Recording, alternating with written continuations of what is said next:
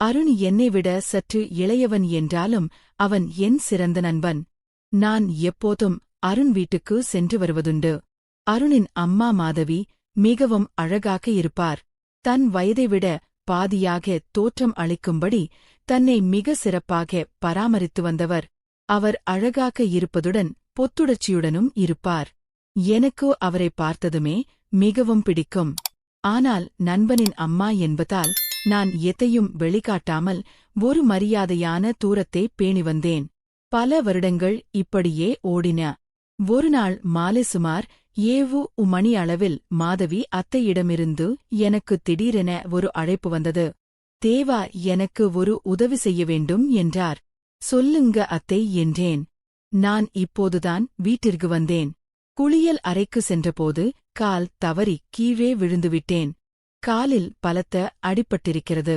அருணின் அப்பா அவசரமாக வெளியூர் சென்றுவிட்டார். அருணும் சென்னையில் இருக்கிறான். என்னால் கொஞ்சமும் நகர முடியவில்லை. எப்படியோ தவழ்ந்து ஹால் வரை வந்துவிட்டேன்.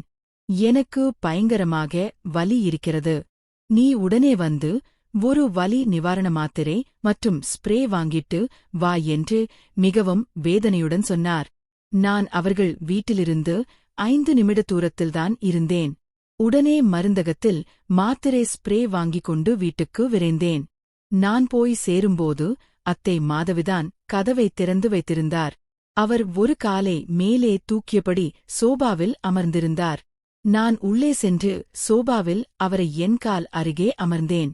அத்தே, நீங்கள் ஏதாவது சாப்பிட்டுவிட்டு மாத்திரையே போட வேண்டும். இந்த ஸ்ப்ரேயையும் பயன்படுத்த வேண்டும் என்றேன்.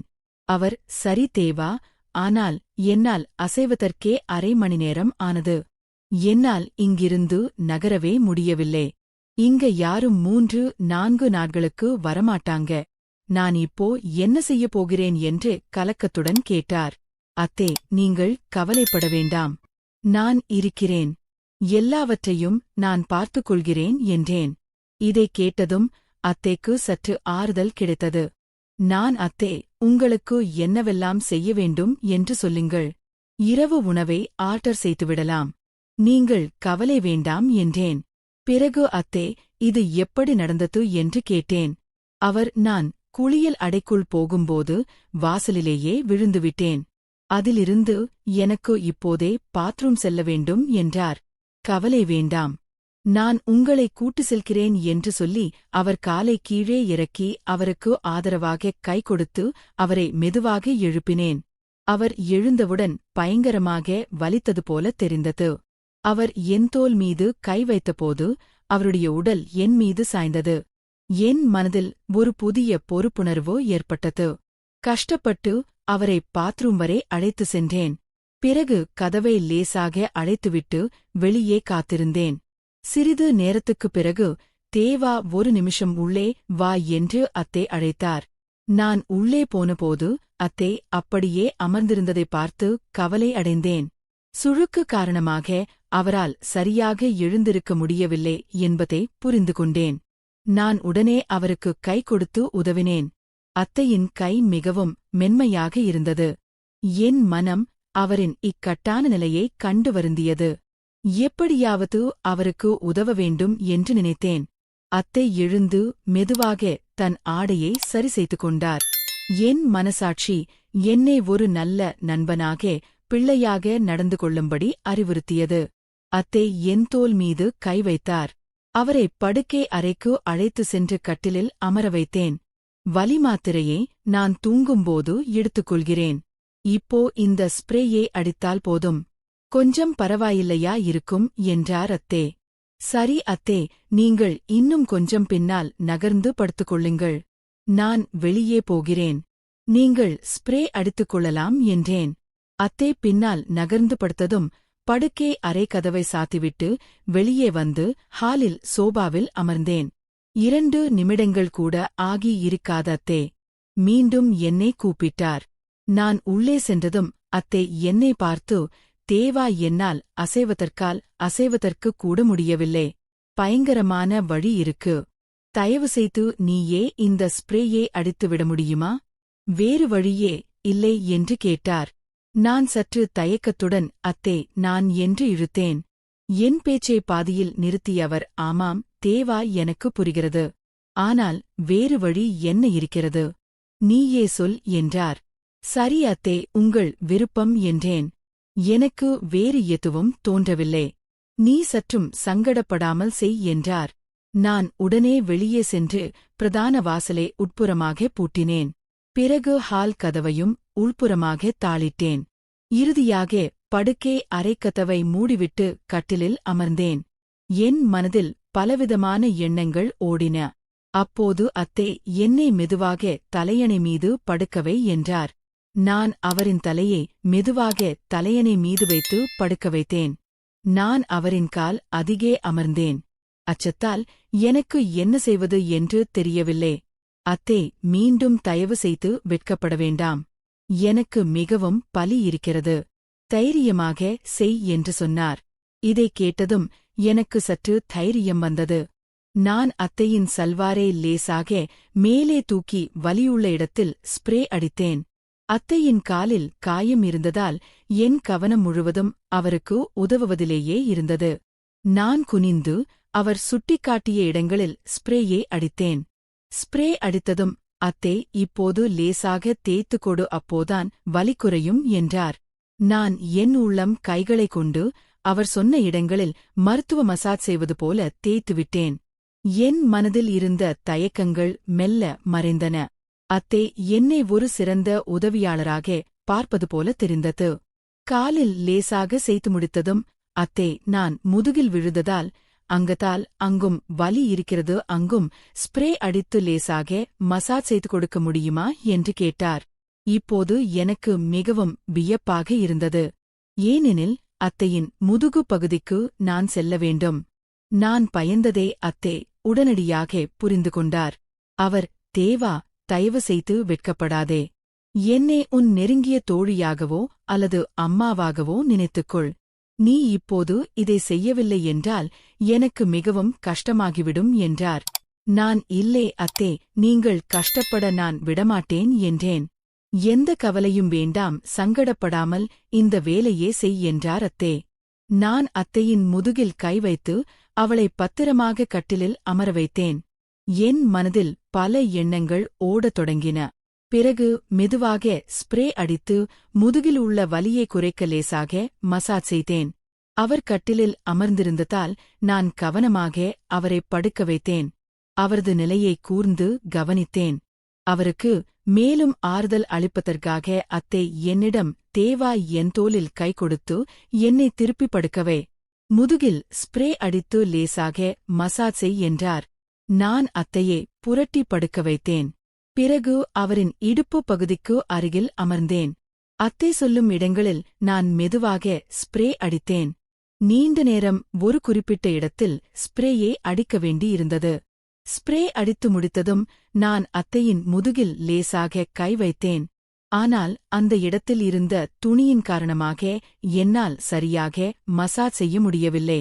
இதைக் கவனித்த அத்தை தானே என்னிடம், நீ துணியை சற்று விலக்கிவிட்டு எல்லா இடங்களிலும் சரியாக மசாஜ் செய். அப்போதான் வலி குறையும் என்றார்.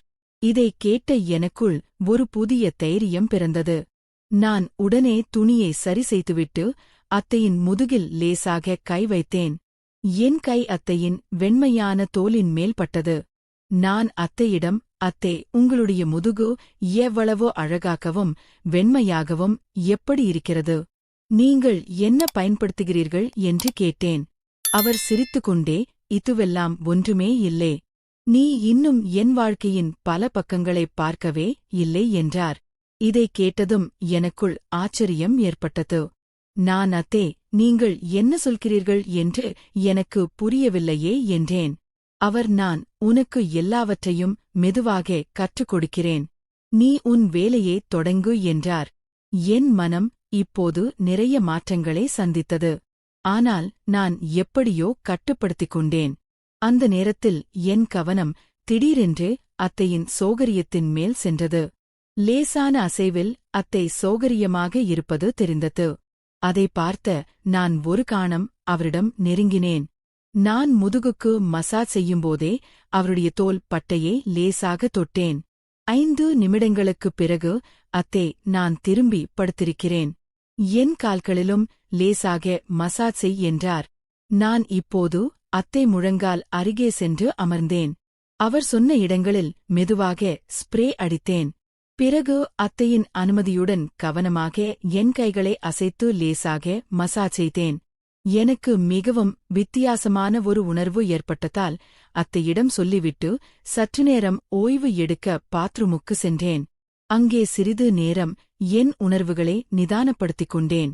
பொறுமையே இனிமையாக இருக்கும் என்பதால் என் உணர்வுகளை கட்டுப்படுத்திக் கொண்டு மீண்டும் படுக்கையறைக்கு சென்றேன்.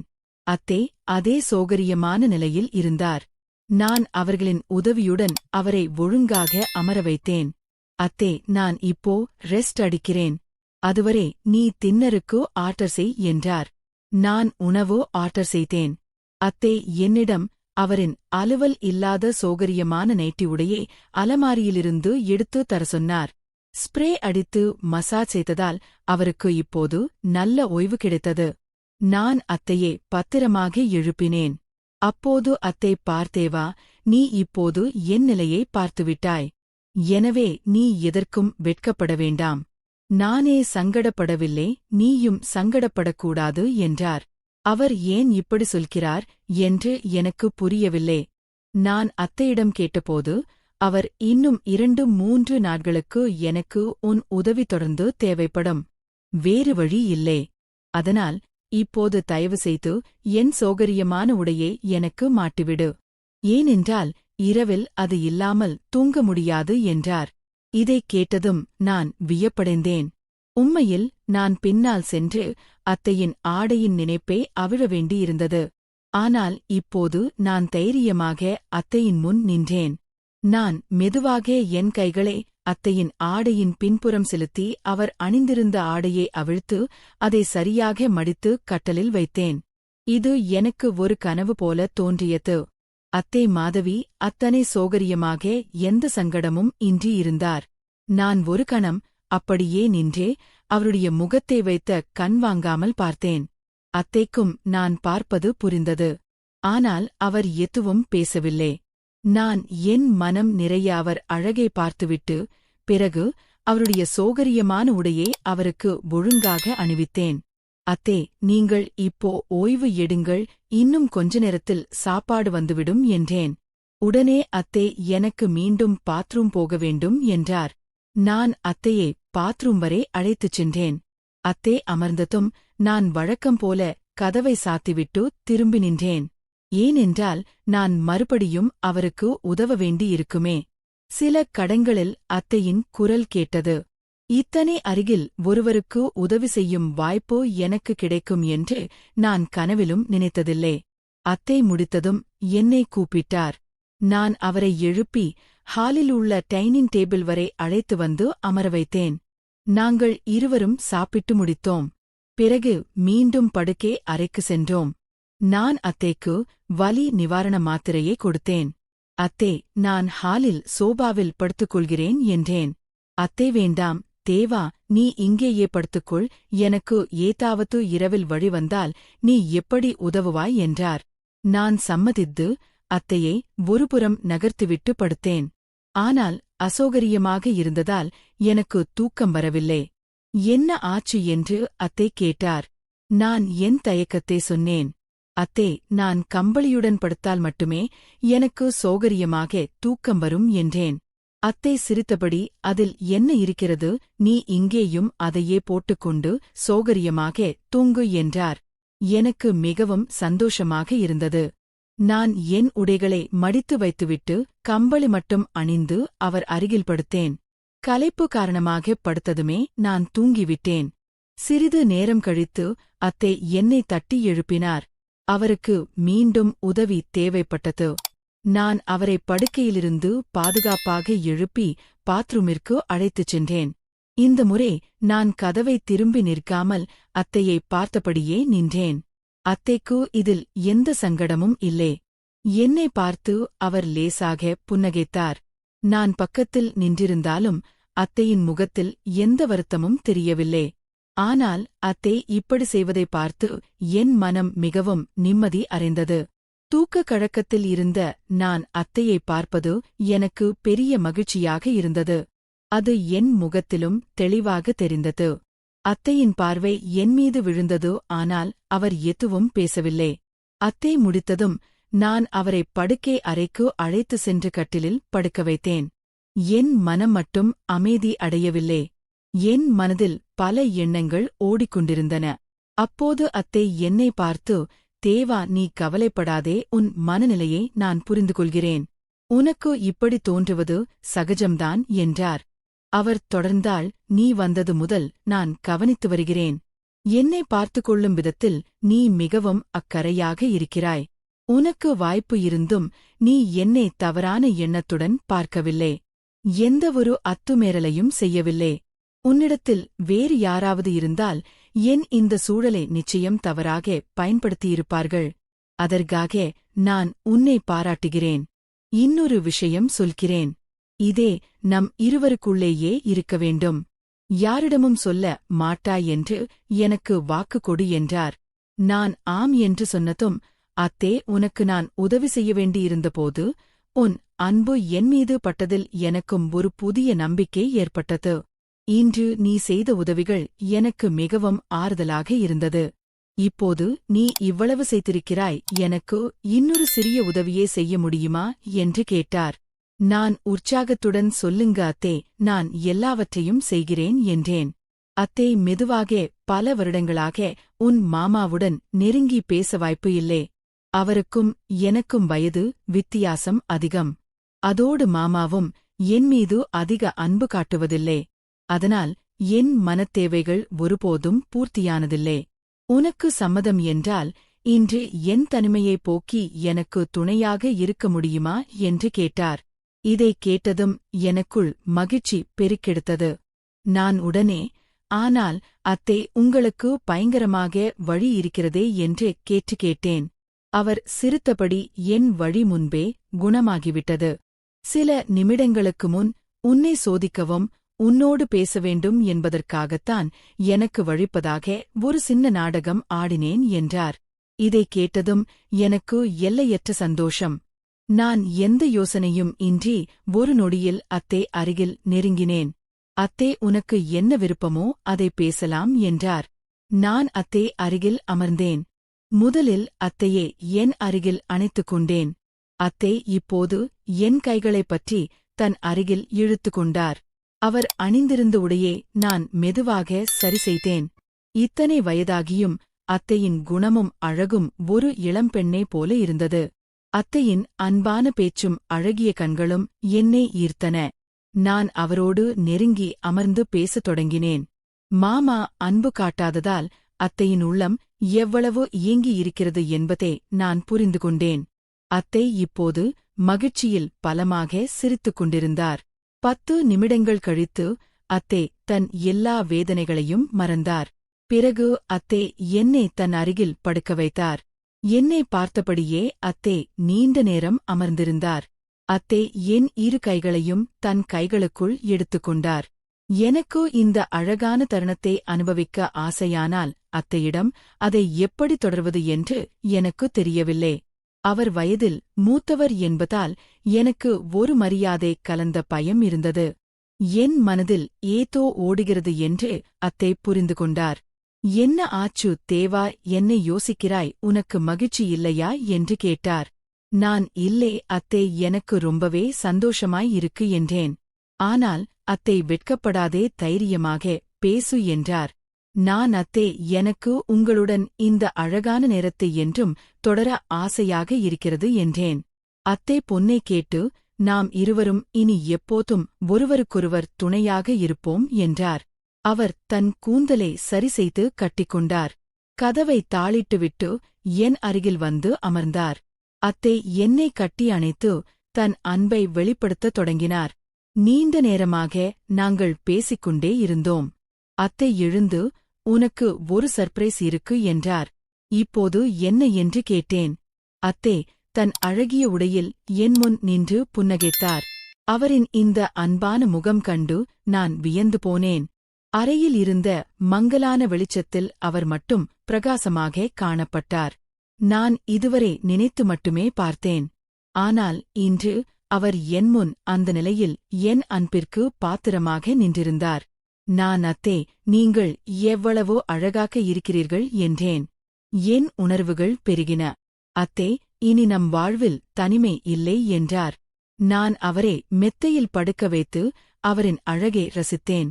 அத்தே, அடடா, இப்போ நம்முடைய இந்த புதிய வாழ்க்கையே ஆரம்பிப்போமா? ஏன் இவ்வளவோ தாமதம் என்று கேட்டார். நான் என் அன்பை அவருடைய வாழ்க்கையின் துணையாக ஆக்கினேன்.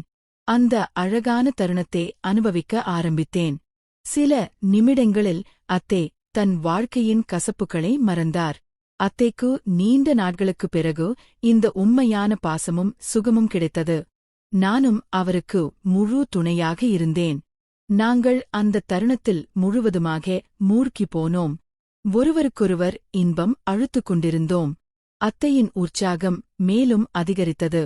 அவரின் முகத்தில் ஒரு முழுமையான திருப்தி தெரிந்தது. அத்தை மிகவும் மகிழ்ச்சியாக காணப்பட்டார். அவரின் முக பாவம் மாறிக்கொண்டே வந்தது.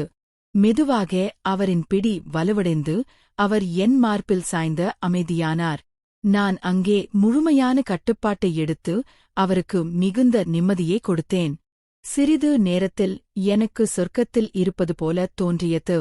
அந்த நெருக்கம் அதிகமான போது நான் என்னை இழந்தேன். அவருடைய வாழ்க்கையில் ஆனந்தத்தின் வண்ணங்களை தெளித்தேன். தலை ஒருவிதமாக லேசாக இருந்தது. மன அழுத்தம் எல்லாம் நீங்கி ஒருவிதமான திருப்தியும் இன்பமும் இருந்தது. தையின் முகத்தில் எல்லையற்ற மகிழ்ச்சியும் ஆனந்தமும் தெரிந்தது. அவர்